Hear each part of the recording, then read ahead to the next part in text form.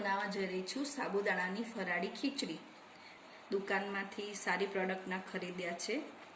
साबुदाणा जो सारा होय तो 5-6 कलाकमां पलળી जाय छे अने जो तमे साबुदाणा हलकी क्वॉलिटीना लो तो साबुदाणा तमे आखी रात पलाळो तो पण पलળતા નથી અને કાચા રહે છે। આ સાબુદાણા મેં અહીંયા 5-6 કલાક પલાળ્યા હતા। મોટો દાણો સરસ દેખાય છે અને પલળીને સરસ ઓગળી ગયા છે। કઢાઈમાં અહીંયા મેં 2 ચમચા ચોખ્ખું તેલ લીધું છે। આપણે ફરાળી વસ્તુ બનાવીએ ત્યારે આપણે ચોખ્ખું તેલ જ વાપરતા હોઈએ છીએ। તેલ ગરમ થાય એટલે એની અંદર આપણે એક આખી ચમચી ભરીને જીરું નાખી દઈશું।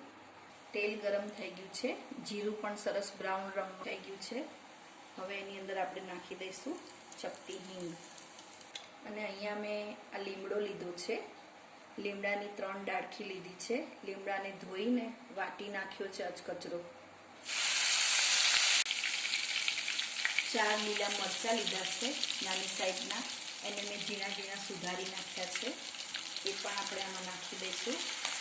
મરચાંને બરાબર સાંતળાવા દઈશું। હવે એમાં આપણે નાખી દઈશું વાટેલી સિંગ। આ સિંગ તમે કાચી પણ લઈ શકો, શેકેલી પણ લઈ શકો અને એને અચકચરી વાટીને સાબુદાણાની ખીચડીમાં આપણે ઉપયોગમાં લેવાની છે। 2 મિનિટ સુધી સિંગ શેકાઈ જાય ત્યાં સુધી આપણે એને ઢાંકીને રવા દઈશું। આપણી 2 મિનિટ થઈ ગઈ છે, આપણે જોઈ લઈશું। સિંગદાણા બરાબર અંદર શેકાઈ ગયા છે, સરસ કડક થઈ ગયા છે।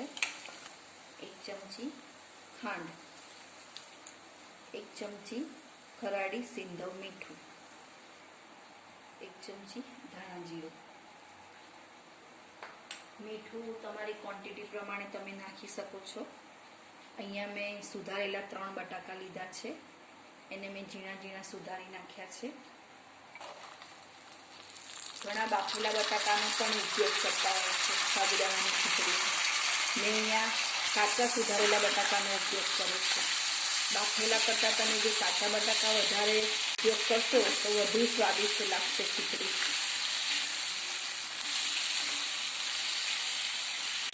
બટાકાને આપણે ધીમા શેકે શેકાવા દઈશું। બટાકા તેલમાં સરસ ચોંપડાઈ ગયા છે અને કડક પણ થઈ ગયા છે। બટાકામાં આપણે વહેલા પાણી નાખીને ચડવા નહીં દેવાના, થોડાક આવી રીતે તેલમાં સોંતળવા દેવાના એટલે બટાકાનો જે પીસ છે એ આખો રહે। પહેલાં તમે પાણી નાખી દો તો બટાકા એકદમ અંદર નરમ થઈ જાય છે।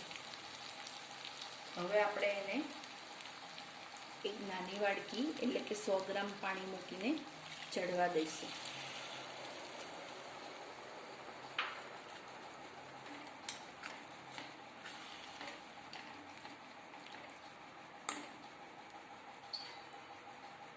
પાંચ મિનિટ સુધી બટાકાને ચડવા દઈશું। આપણી 5 મિનિટ થઈ ગઈ છે, બટાકા ચડીને સરસ થઈ ગયા છે। હવે એમાં આપણે નાખી દઈશું, મેં અહીંયા 2 ટામેટા સુધારીને રાખ્યા છે, એમાં નાખી દઈશું અને ટામેટાને 2 મિનિટ બટાકાની સાથે ચડવા દઈશું।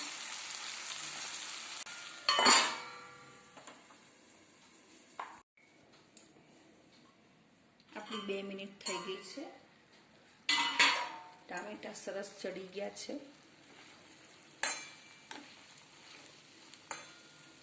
હવે આપણે એમાં નાખી દઈશું 1 ચમચી લાલ મરચું,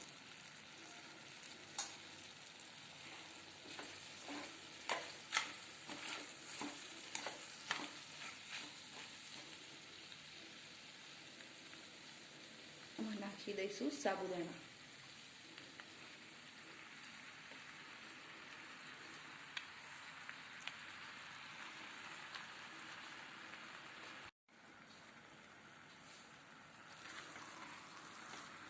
લાલ મરચું તમારે તીખું જેટલું ખાતા હોય એ પ્રમાણે તમારે નાખવાનું રહેશે.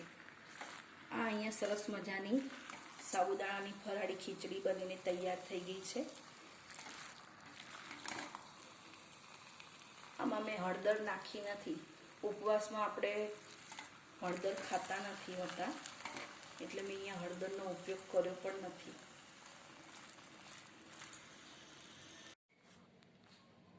સાબુદાણાની ખીચડી બનીને તૈયાર થઈ ગઈ છે.